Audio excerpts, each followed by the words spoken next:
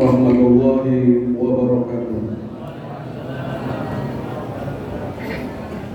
Alhamdulillah nahmaduhu wa nasta'inuhu wa nastaghfiruh wa na'udzu billahi min shururi anfusina wa min sayyiati a'malina may yahdihillahu fala mudilla lahu wa may yudlil fala hadiya lahu.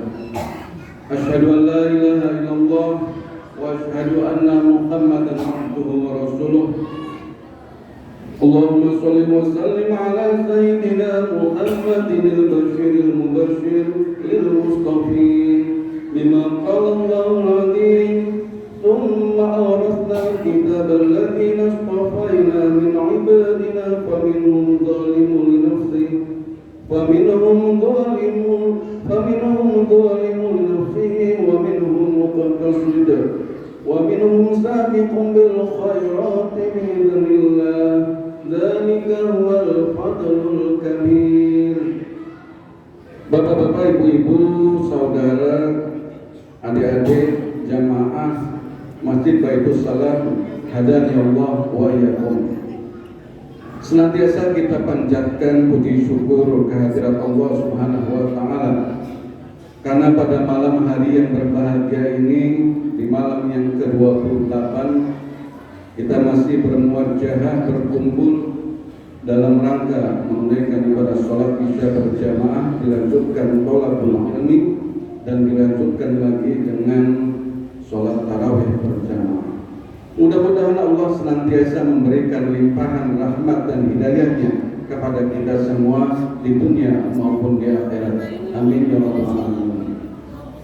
Bapak-bapak, ibu-ibu, saudara, adik-adik jamaah Masjid Baitus Salam, hadani Allah wa iyyakum. Ada 3 persoalan yang mau saya sampaikan pada malam hari ini. Yang pertama berkenaan dengan orang munafik. Orang munafik dahulu di zaman Rasulullah SAW, gembongnya ataupun tokohnya adalah Abdullah bin Ubay. Abdullah bin Ubay ini sebelum Rasulullah SAW hijrah ke Madinah, beliau pengen diangkat sebagai Raja Madinah oleh suku Aus dan suku Khazraj. Namun ternyata ketika Rasulullah SAW hijrah ke Madinah, bukannya malah diangkat menjadi raja oleh suku Aus dan suku Khazraj serta orang-orang Ansor, malah ditinggalkan Abdullah bin Ubay ini. Sampai akhirnya Abdullah bin Ubay merasa dendam terhadap Rasulullah SAW. Setelah itu Abdullah bin Ubay pura-pura menjadi Muslim, menjadi orang Islam. Secara lisan dia membaca syahadat, secara lisan dia mengakui Rasulullah SAW. Namun ternyata di hatinya menyimpan dendam.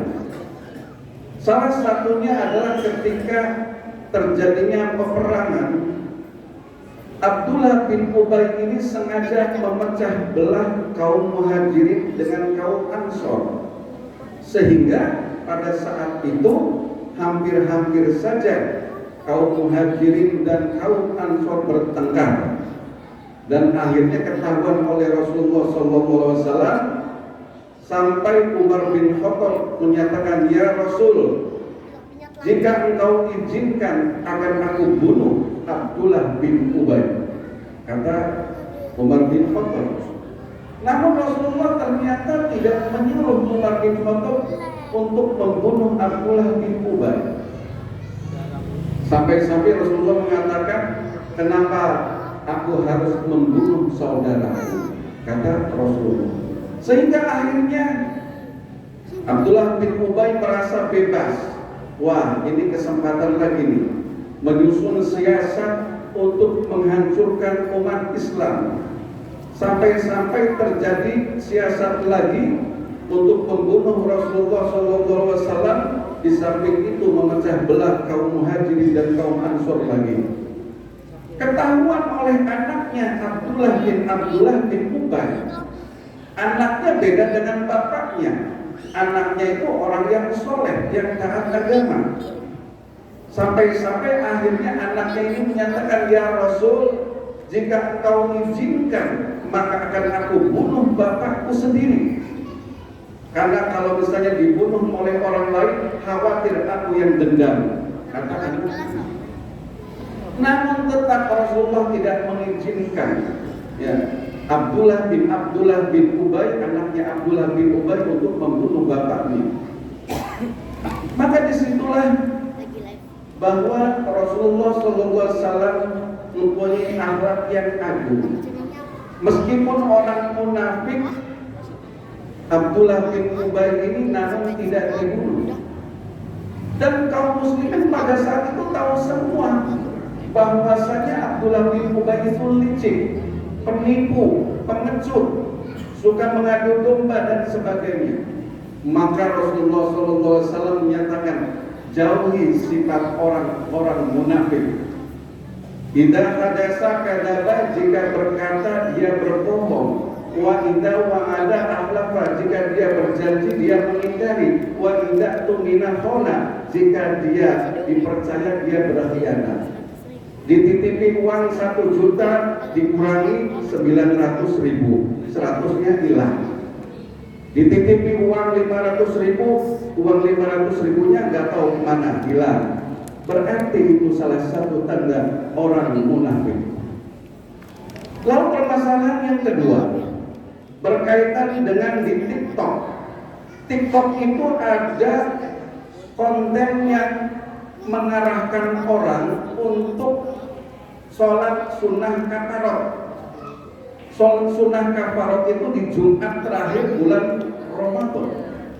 Jadi barang siapa yang sholat sunnah di Jumat terakhir bulan Ramadan, maka dia selama hidupnya belum pernah sholat, itu bisa digugurkan dengan sholat sunnah kafarot tersebut.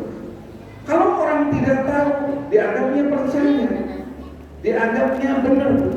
Padahal ketika diselidiki, ternyata menurut Ibnu Al-Jauzi dalam kitabnya Al-Mawdu'at, dinyatakan bahwa hadis tersebut adalah hadis palsu.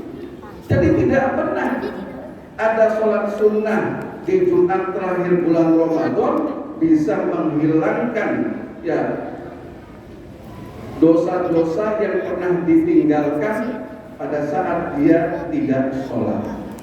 Lalu bagaimana orang yang meninggalkan sholat dengan sengaja ataupun tidak dengan sengaja? Berbeda. Ketika bapak, ibu, saudara, adik-adik ternyata ketiduran, ya, zuhur sampai asar, zuhurnya tidak sholat, bangun asar, maka pada saat bangun itulah mengqadha sholat zuhur. Jadi jangan sampai tidak sholat zuhur, tetap sholat zuhurnya ada. Nah, berbeda halnya dengan sengaja meninggalkan sholat. Kalau meninggalkan sholat, menurut jumhur ulama, salah satu syaratnya adalah pada saat dia pengen benar-benar sholat, yakni harus taubat dulu. Bertaubat dulu, setelah taubat lalu dia mengqadha sholatnya. Selama berapa tahun dia tinggalkan, ya itulah dia laksanakan sholat. Selama 1 bulan, ya selama 1 bulan dikali 5 waktu. Selama 1 tahun dikali, ya, seharinya 5 waktu. Jadi dikali lipatkan, dikodok sholatnya, diganti ketika dia benar-benar pengen taubat. Nah itu jangan sampai bapak-bapak, ibu-ibu, saudara, adik-adik terpengaruh oleh konten-konten yang ternyata memuat hadis-hadis palsu yang sanadnya tidak tersambung ke Rasulullah SAW. Lalu persoalan yang terakhir ketiga, ada seorang imam. Ketika imam itu sengaja memamerkan hafalan, saking memamerkan hafalannya banyak, ayatnya lama-lama. Pada saat sholat isya ataupun sholat tarawih, Allahu Akbar, bacanya surat Al-Haqqah misalnya, Al-Haqqah Mal-Haqqah, makmum wis gelendeng, suwe ini, wis pasti suwe. Jadi makmum konsentrasi. Lalu siapa yang salah, imam atau makmum? Imam. Imam sampai ngomong fi jannatin 'aliyah. Apa maknanya? Dari makmumnya la tasma'u fiha lagiyah. Dari imamnya duduk si al-haqqah. Ya, duduk al-ghosiyah. Terus berikan dari kamu ya wis bae Allahu Akbar pengen gelis daripada suwe-suwe. Iya. Akhirnya apa? Di sini pelajaran bagi seorang imam dalam makmumnya tua-tua beli, kalau makmumnya tua-tua ya baca dawan-dawan gredeg sikile. Padahal lino kabeh. Tuh, ngadeg wis beli kuat. Jadi nyiksa makmum marane imam gak beli bener. Nah, jadi disitulah menjadi persoalan bagaimana seorang imam bisa mensikapi bagi makmumnya ini dengan bijak. Jangan sampai ketika membaca ayat-ayat yang panjang, makmumnya sendiri nggak tahu. Imam ketiban cecak, ya barang pun kayak buyar bacaannya. Jadi imamnya apa maninya? Jadi kamu ya aku syukur teman kita kayak gini bro. Puas dari makmumnya gitu. Loh. Nah itu menjadi pelajaran, mudah-mudahan itu bermanfaat. Wallahul muwaffiq ila aqwamit thoriq. Akhirul kalam. Assalamualaikum warahmatullahi wabarakatuh.